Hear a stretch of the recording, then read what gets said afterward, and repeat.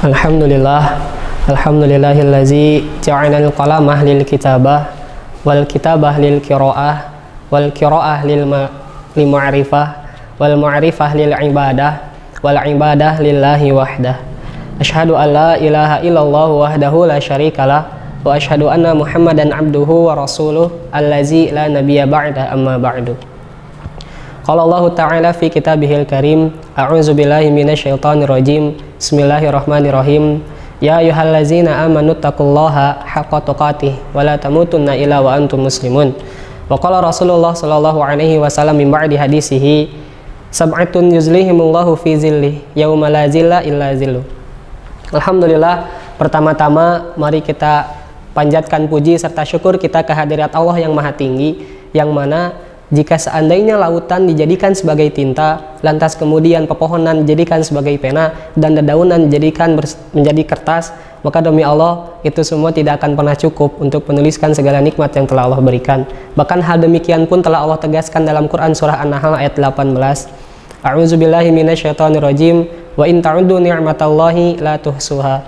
Dan jika sekiranya engkau ingin menuliskan segala nikmat yang telah aku berikan kepadamu, la tuhsuha, maka Allah pun memberikan satu jaminan di sini, memberikan satu ketentuan yang harus sama-sama kita pahami di sini, bahwa kita tidak pernah akan bisa untuk menghitungkan segala apa yang telah Allah berikan kepada kita. Tak lupa sholawat serta salam mari kita sama-sama curah limpahkan ke junjungan alam, yakni Nabi Muhammad SAW, yang karena kesabaran dan juga perjuangannya, beliau telah membawa kita dari zaman Islamiyah, dari zaman jahiliyah menuju zaman Islamiyah, dari zaman yang penuh dengan kegelapan kepada zaman yang terang menerang karena cahaya keislaman. Teman-teman yang mudah-mudahan dirahmati oleh Allah, pada kesempatan kali ini kita akan sama-sama sedikit membahas juga mengulas mengenai urgensi para pemuda pada peradaban. Ketika kita berbicara tentang pemuda, saya selalu teringat kepada apa yang pernah Bung Karno sampaikan. Kalimat yang mungkin ini sudah termasyhur di kalangan kita, yang mungkin sudah sering kita dengar. Bung Karno pernah berkata, berikan aku 1000 orang tua, maka akan aku cabut Semeru dari akalnya.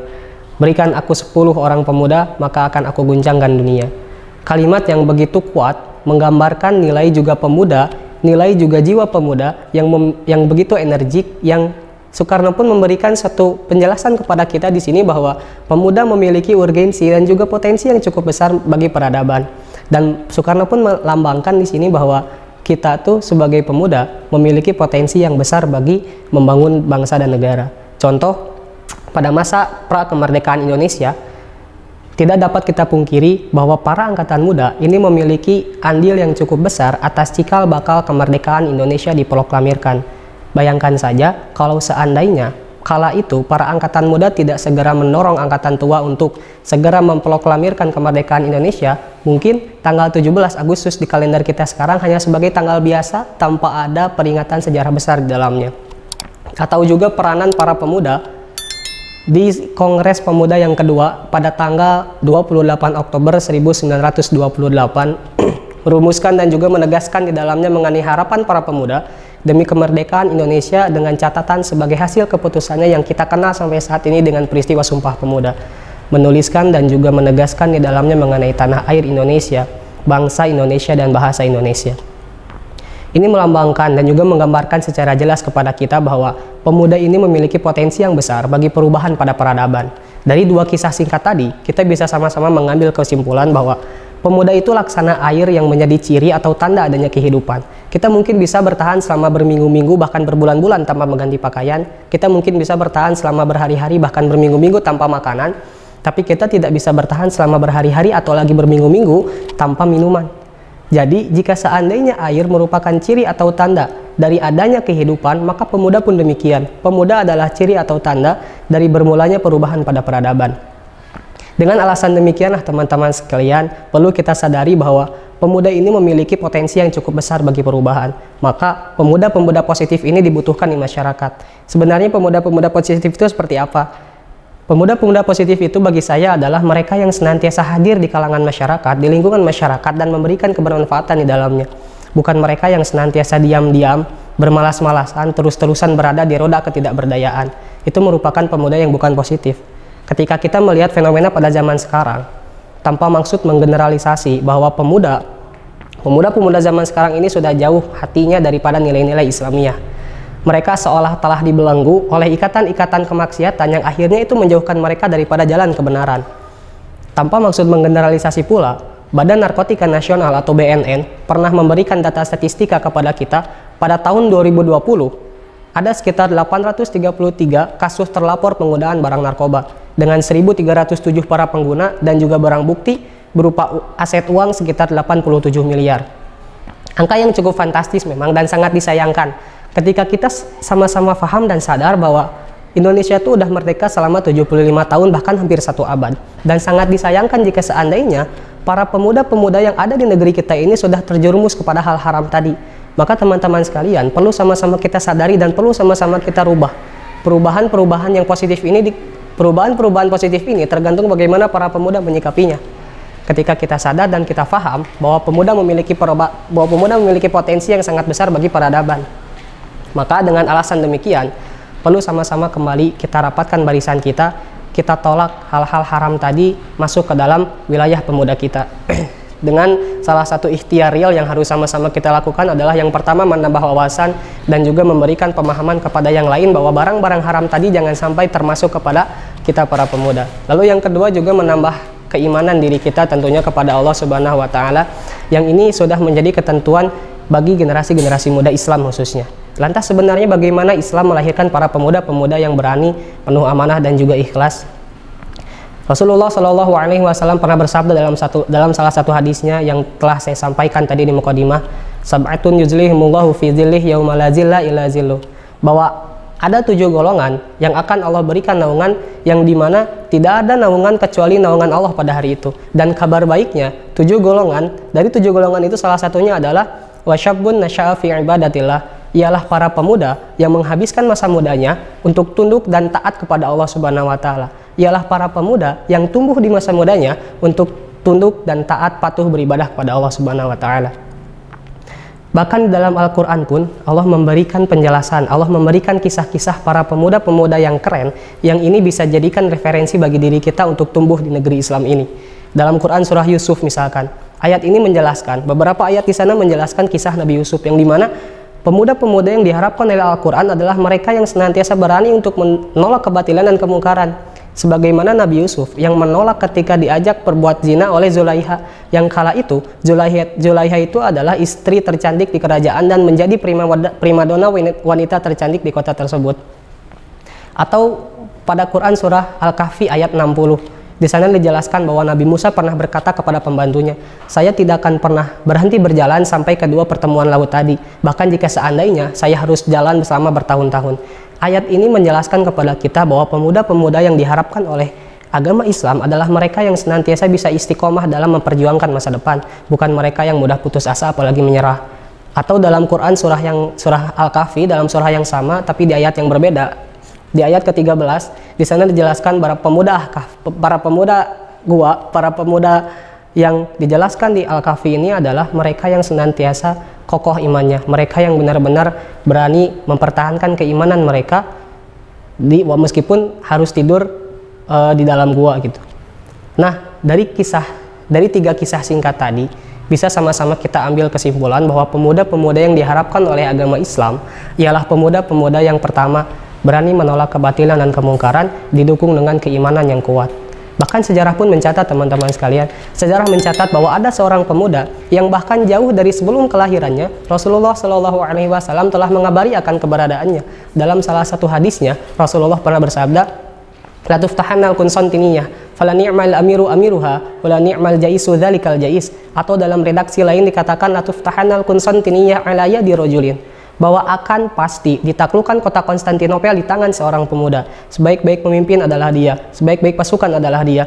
Yang ketika Rasulullah mengabarkan akan hal itu, Rasulullah tahu bahwa kota Konstantinopel itu adalah kota terkuat dan negara terkuat pada masa itu. Bahkan Yahudi pun ketika mendengar kabar demikian, Yahudi itu tertawa sebahak-bahaknya mengatakan Rasulullah gila. Yahudi tertawa sebahak-bahaknya mengatakan Rasulullah majnun. Tapi apa yang terjadi, teman-teman sekalian? 825 tahun kaum muslimin menanti seorang pemuda yang ditunggu keberadaannya, yang ditunggu-tunggu, yang benar-benar sudah diberikan satu satu jaminan oleh Rasulullah bahwa dia akan menaklukkan kota Konstantinopel, mewariskan keyakinan dari generasi ke generasi yang ada di bawahnya. Sampai apa yang terjadi teman-teman? 825 tahun penantian, muncul seorang pemuda, muncul seorang raja, seorang kesatria yang bahkan tidak pernah meninggalkan sholat tahajud selama hidupnya. Diizinkan oleh Allah untuk masuk ke kota Konstantinopel, berjalan di bawah panji-panji Rasulullah, menyusuri setiap sudut kota, dan dia berkata, Rasul kami tidak pernah berbohong. Muhammad Al-Fatih, seorang raja berusia 21 tahun yang masih belia, yang masih benar-benar muda. Di sini menunjukkan bahwa Al-Fatih pun benar-benar berusaha untuk menjadi pemuda yang dimaksudkan oleh Rasulullah. Jika seandainya Al-Fatih saja bisa berikhtiar, kita pun para pemuda pun bisa. Kita para pemuda bisa memberikan perubahan pada peradaban.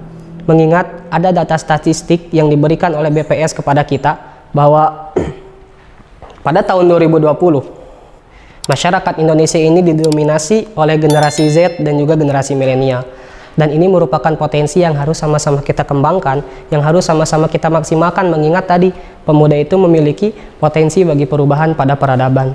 Maka saya harap ketika kita sama-sama memahami akan hal demikian, kita bisa menjadi pemuda yang diharapkan oleh Rasulullah, yaitu pemuda yang di usia mudanya itu bisa tunduk dan patuh taat kepada Allah. Izinkan saya memberikan kesimpulan di akhir pembahasan kita kali ini dengan syair yang dituliskan oleh penyair terhebat di masa tabi'in, bernama Hashim Arifai rahimahullahu ta'ala. Beliau pernah menuliskan tentang pemuda. Dalam salah satu syairnya dia berkata, sungguh saya larut kepada masa kebesaran Islam itu, karena kami pernah membangun sekian masa lamanya kebesaran Islam di muka bumi, yang ditopang oleh anak-anak muda yang memiliki cita-cita yang sangat tinggi. Anak-anak muda yang meskipun dengan jalur-jalur yang sulit, tapi mereka berhasil menaklukkannya, dan mereka tidak kenal kecuali hanya Islam ini agama. Ketika di siang hari, teman-teman akan menemukan mereka sebagai para kesatria yang menggedor benteng-benteng kekafiran dan kemunafikan. Tapi kalau di malam hari, teman-teman tidak akan pernah menemukan mereka, melainkan mereka tengah bersujud dan tunduk patuh kepada Allah Subhanahu wa Ta'ala. Demikianlah Islam melahirkan generasi muda yang ikhlas, penuh amanah dan tanggung jawab. Sungguh renungan yang tidak sederhana bagi kita, wahai para pemuda, bahwa usia kita ini adalah usia yang akan ditanya oleh Allah Subhanahu wa Ta'ala. Jika kita memperhatikan usia muda kita, jika kita mendidik para generasi muda kita, maka benar teman-teman telah memperhatikan dan juga mendidik bagi sebuah kebangkitan pada peradaban. Jadi kalau hari ini para orang tua membiarkan anak-anak mudanya, membiarkan anak-anak yang di usia 20 tahun ke bawah untuk menghabiskan masa mudanya dengan kelalaian bahkan kemaksiatan, kelak itu akan ditanya oleh Allah Subhanahu wa Ta'ala. An umrihi fima abna wa an syababihi fima adla. Dihabiskan kemana usia mudanya dan diselesaikan kemana usianya. Sebuah pertanyaan yang tidak sulit, sebuah pertanyaan yang mungkin sulit akan kita jawab, karena mengingat jika seandainya kita menghabiskan masa-masa muda kita ini dengan sebuah hal yang penuh dengan kelalaian, bahkan na'udzubillahnya dengan penuh kemaksiatan, ini akan menjadi sulit ketika kita ditanya demikian. Karenanya teman-teman sekalian, perlu sama-sama kita sadari bahwa usia muda kita ini adalah usia yang memiliki memiliki satu kekuatan di antara dua kelemahan. Karena itu teman-teman sekalian, Allah sendiri pun ingin memberikan satu sentuhan kepada kita, yang mana orang-orang besar yang diabadikan dalam Al-Quran itu adalah para generasi muda. Karenanya kita ini sebenarnya sedang berperang dengan kebatilan, karena kebatilan juga sudah menyasar kepada para anak-anak muda. Kalau yang hak diam saja, maka anak-anak muda akan diambil oleh para kebatilan. Karenanya mari kita berlelah-lelah, karena yang batil pun siap untuk berlelah-lelah. Karenanya mari kita keluarkan harta kita untuk mendidik para generasi muda kita, karena yang batil pun telah mengeluarkan dana yang tidak sedikit untuk menghancurkan generasi muda kita. Kalau kita merasa sedih, penat, letih, capek, itu merupakan hal yang biasa. Allah Ta'ala pernah berfirman, in takunu ta'lamuna fa innahum ya'lamuna kama ta'lamun wa tarjuna minallahi ma la yarjun. Jika kamu merasakan penat, capek, letih, sedih, itu merupakan hal yang biasa. Kenapa? Karena orang kafir pun merasakan demikian. Bedanya, kamu punya harapan di sisi Allah yang mereka tidak punya. Karena alasan demikianlah teman-teman, kita perlu berani. Kita harus mengambil kembali generasi muda kita dari tangan orang-orang yang tengah memperjuangkan kebatilan. Karena di hadapan kita ada kebesaran Islam, dan kebesaran itu ditopang oleh para anak muda. Mungkin ini merupakan hal yang bisa sama-sama kita pelajari. Dari sekian banyak data sejarah yang telah tadi sama-sama kita pelajari, saya ingin mengajukan satu pertanyaan kepada teman-teman. Akankah masa gemilang Islam itu akan kembali? Mungkin cukup sekian yang bisa saya sampaikan. Kurang lebihnya mohon maaf. Ditutup dengan doa Rabbana atina fid dunya hasanah wa fil akhirati hasanah wa qina azabannar.